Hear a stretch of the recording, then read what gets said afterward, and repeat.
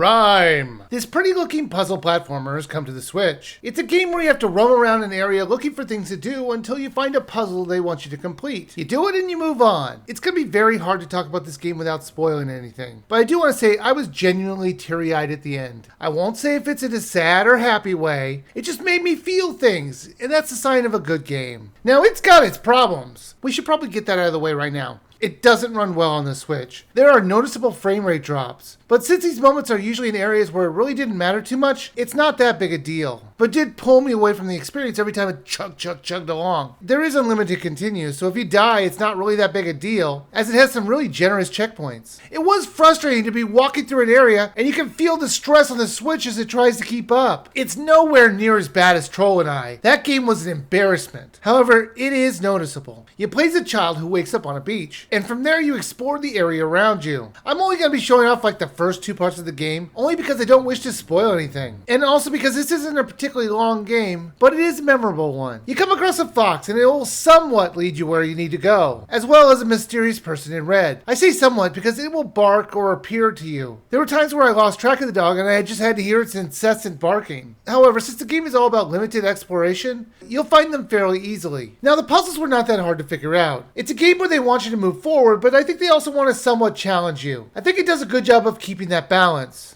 As I moved through the story, I was really interested in what the whole point of what we're doing was. And I was like, what could be possibly going on here? And I was really surprised until I got the achievement at the end of the first part, which basically spoiled the whole game. Once I saw that, which I'm not going to spoil, everything just came into focus and I knew what was going on. I wish I had got to play the game without that inkling of the plot, as it would have made the lead up to the ending way more powerful. The game controlled fine. I never had any major issues with it. At times I felt like I was in an Uncharted game, with the way this kid loved to climb. I wish I could climb as easily as they could. I would have fallen multiple times. The way this kid was doing leaps and jumps, you'd think they were in the circus. There are optional items to find, which if you collect them all, will give you a slightly different ending. If you're a completionist, you're in luck. Anyone else? Just search YouTube. RiME looks great, but it runs terribly on the Switch. I wouldn't say this is a fun game, but it's not really supposed to be. It's more of an experience. It has an interesting story, which is unfortunately spoiled by a very poor planned achievement unlock. I do think it's worth a rent if you have a GameFly account. It's about a 6-hour game normally, and add a couple more if you want to get the slightly different ending. It's just too expensive right now for $40 for the physical or $30 for the digital version. Great looking visuals or not. I would say sale, but I would say wait to buy it until like it's half off, and that's gonna be a while. So right now, I say it's only worth a rent.